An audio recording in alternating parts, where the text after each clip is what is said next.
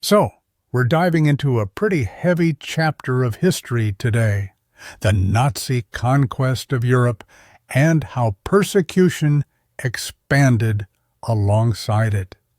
Yeah, 1940 really marked a turning point. I mean, the Blitzkrieg strategy alone, just a game changer.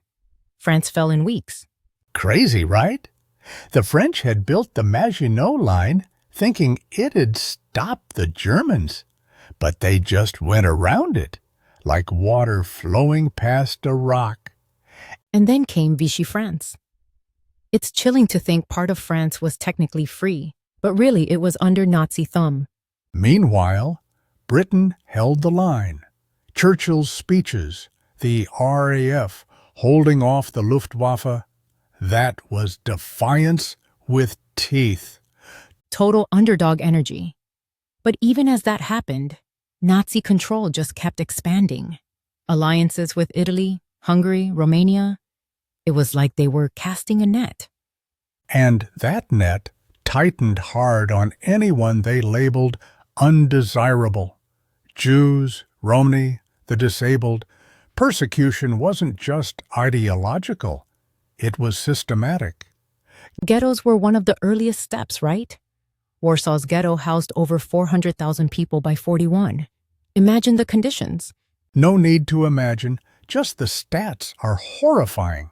No food, no sanitation, constant surveillance. And it was all a prelude. A prelude to the final solution, the death camps. Wannsee Conference in 42.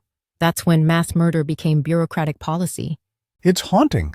Auschwitz, Treblinka, Sobibor, they weren't just camps. They were industrialized death machines. And yet, there was resistance. French resistance. Partisans in the East. The Warsaw Ghetto Uprising in 43.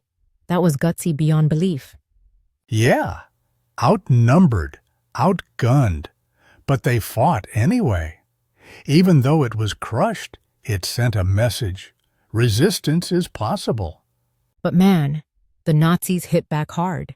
Gestapo hunted anyone who even looked like they might resist. Torture, executions, total fear culture. It's what happens when absolute power goes unchecked. And the world took a while to react. The U.S. stayed neutral until Pearl Harbor, and most reports about the Holocaust were ignored or disbelieved. It's wild. You'd think mass murder on that scale would spark action, but it didn't. Not fast enough. By the time camps were liberated, the damage was beyond comprehension.